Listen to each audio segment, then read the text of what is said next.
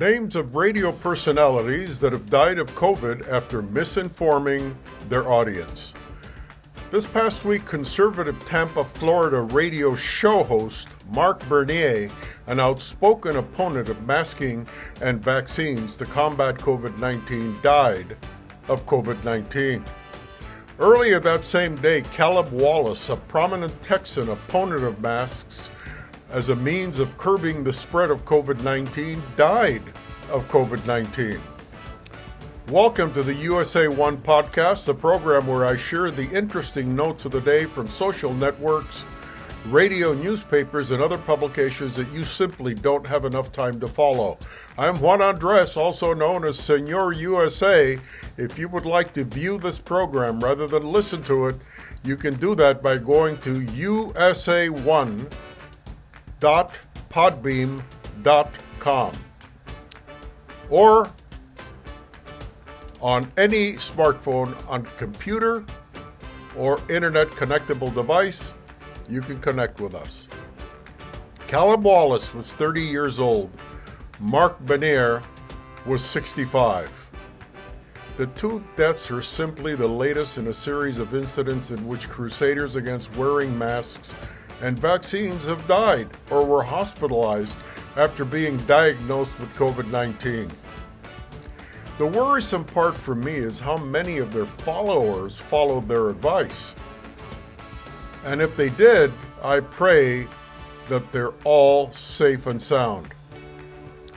Bernier, in fact, was the third conservative radio host to come out against the mask and expressed skepticism about the vaccine to die from COVID-19 in recent weeks.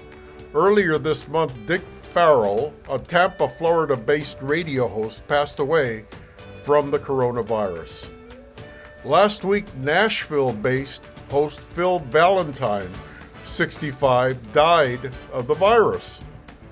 And the frightening thing are the governors that oppose CDC COVID mask guidances as well. Like Ron DeSantis of Florida, Greg Abbott of Texas, who is diagnosed with COVID, Peter Ricketts of Nebraska, Kim Reynolds of Iowa, Doug Ducey of Arizona. You know, the deaths of these conservative radio hosts did not have to happen. All three COVID-19 vaccines have proven to be incredibly effective in decreasing and nearly eliminating hospitalizations and deaths of people who contract the virus. Vaccines have been available for months, free, and in many states and localities even offer financial incentives and otherwise for those who are willing to get vaccinated. Between these two conservative radio hosts and the one conservative anti-mask organizer and the 5 conservative Republican governors together have access to millions of Americans that listen to them and believe in them. And they still continue to listen to them. And I feel nervous to my stomach. I get butterflies just sharing this information with you. And the one thing I know for sure is that it would scare me to even think that one American would get sick or die of COVID because of what I said. Wow. And I don't even want to think of what may have happened because of the misinformation and hesitation that Donald Trump offered about COVID from the very, very beginning. Masking, study after study after study, has proven, along with social distancing, to be our best tool to prevent the rapid spread of the virus, including the highly contagious Delta variant. These are public health facts. They have nothing to do with politics or which party you belong to. COVID doesn't care who you are or if you follow politics or not. It doesn't matter if you believe in the CDC guidance or if you follow the best scientific guidelines on how to curb its spread. It will infect you whether you believe in it or not. Or if you voted for Donald Trump or Joe Biden, it doesn't care. A single death like those of the conservative radio host mentioned is preventable, completely preventable.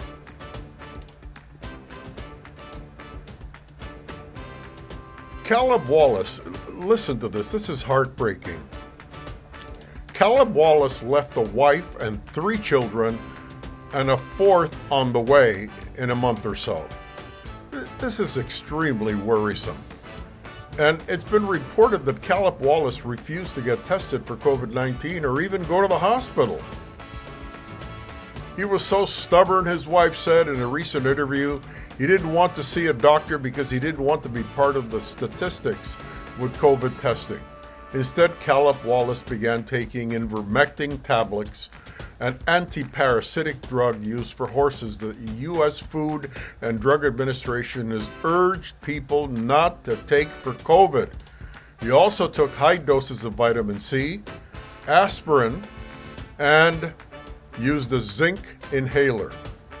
And by July 30th, Caleb was taken by a relative to the local medical center emergency room. What a shame. And in the deaths of Mark Benier, Dick Farrell, and Bill Valentine are very, very sad.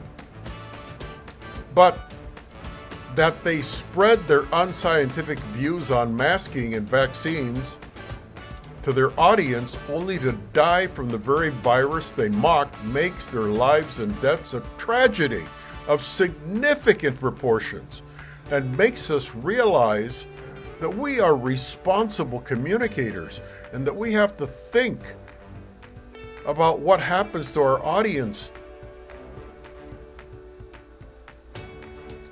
I pray to God that no one has suffered from the unscientific views they shared on radio to countless listeners. Phil Valentine and Dick Farrell changed their minds about vaccines and masks as they got worse. A major newspaper reported that Dick Farrell, a vocal supporter of former President Donald Trump, said on his Facebook page last month that the vaccines were promoted by people who lied to about everything. The time on the masks, where the virus came from, and the death toll. They're all lies.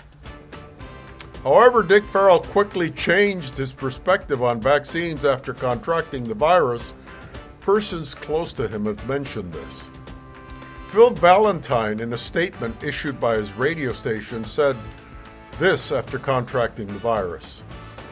Phil would like his listeners to know that while he has never been an anti-vaxxer, he regrets not being more vehemently pro-vaccine and looks forward to being able to defend that position more vigorously as soon as he is back on the air. We all hope it will be soon. It was too late for him. Will you listen to scientific and medical communities or opinionated entertainers when it comes to something as deadly as COVID? I pray that you choose the scientific and medical advice and not be one of its victims like these radio hosts that still should be with us and still should be helping us in this industry. I am Juan Andres, also known as Senor USA, on the USA One podcast. You're welcome to listen or view this program by visiting us at usa1podbeam.com or usa1tunein.com. Thanks, and I'll see you next time.